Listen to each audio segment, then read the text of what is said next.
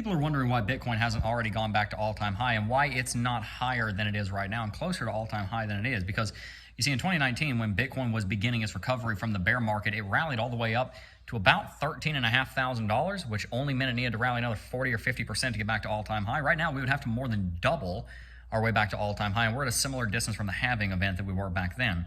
So many people are wondering, well, Jeb, does that mean that Bitcoin is losing its steam and it's not quite as bullish this go around as it was in 2019 leading up to the pandemic bull market that we saw in 2020 and 2021? I would posit no. I'm going to explain why the Federal Reserve is the exact reason why we have not seen more bullishness on Bitcoin over the last year. But first, let's break down two different charts. You've got one chart that you can go and look up on TradingView. It's called USC BBS. Type that under all because it does fall under all. It's not a cryptocurrency chart. That stands for the United States Central Bank balance sheet, and that shows you the amount of assets that the United States Fed has on its balance sheet. The vast majority of those assets are in the form of treasuries and mortgage-backed securities. Essentially, the way this system works is that the Federal Reserve creates money out of thin air to buy those two types of assets. Treasuries, of course, are a way of the Treasury to raise money through the giving out and the loaning of treasuries to the public to raise money for the government spending. Treasuries are a good portion of where the United States government's debt is, because the United States government owes quite a lot of money through the form of treasuries to the United States citizenry and also to the Fed. The other type of asset, an investment vehicle that the Fed purchases, are called mortgage-backed securities. These are called MBS, and at one point the Fed was purchasing almost $70 billion worth of these every single month in the post-pandemic reshuffle of the economy. And during that time, we were seeing $95 billion of treasuries and mortgage-backed securities being bought, at least, oftentimes more, and so the United States Central Bank balance sheet went ever higher. Well, the problem is that when you buy these two assets, you are buying them, if you're the Fed, with money that you made up out of thin air. That money came from literally nowhere. They purchased it with nothing.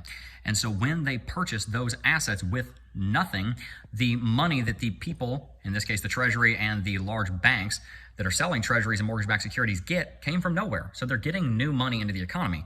At one point, we saw almost $9 trillion worth of balance, $9 trillion worth of balance on the United States, the United States Fed's balance sheet. This was a lot of money that was printed into the economy. All of that increased liquidity was put into the market during the pandemic. And we saw Bitcoin rally explosively. We saw Bitcoin rally all the way up to $70,000 during the time of the printing. And right around the time that that balance sheet increase stopped, we saw it start to contract, and we saw something called quantitative tightening, where they started rolling off these treasuries and mortgage-backed securities. Whenever the treasuries would expire, the Fed would not reinvest the proceeds, and they would let that money disappear back into thin air from whence it came. And the same thing with the mortgage-backed securities. When they expired, they would not reinvest them, and the money would disappear back from whence it came. Nowhere. And so that money is taken out of the economy. Well, if you look at the chart, it is very highly correlated that when the quantitative easing, that being the purchasing of treasuries and mortgage-backed securities, was occurring, we saw Bitcoin rallying, we saw it go to $70,000. It was an inflated market. Without that purchasing of treasuries and mortgage-backed securities, Bitcoin would probably have only gone to about $50,000. Right now, we're seeing the rolling off of those treasuries and mortgage-backed securities. We've already seen $1 billion roll off the balance sheet.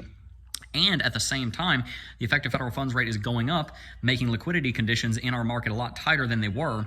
And at the same time, you're seeing, if you look back in history, during that rally, you were seeing 0% effective federal funds rate, allowing for a lot of liquidity. Essentially, what this means is that the way that the Fed acted in 2020 and 2021 versus the way they acted now is completely different.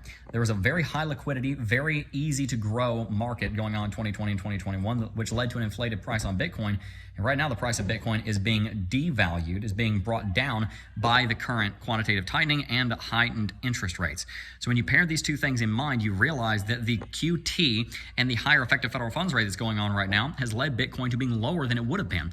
Honestly, without the manipulation from the Fed, you would have likely seen Bitcoin only go to 50 or 55 during the last bull market, and you probably see Bitcoin at about 40 right now, because the Fed is the main driver of the Bitcoin market, like it or not right now. So, is Bitcoin going back to all-time high? Absolutely. Is Bitcoin going to surpass all-time high by leaps and droves, especially when the QT stops and the Fed starts printing money again through the purchasing of treasuries and mortgage-backed securities, and when they drop the interest rate back down to zero? Double yes. Massive bull markets coming in the next 2 to 3 years, and the Federal Reserve reversing their policy here in the next couple of years is likely to be the result. My daughter just woke up, so I'm going to go get her. Peace.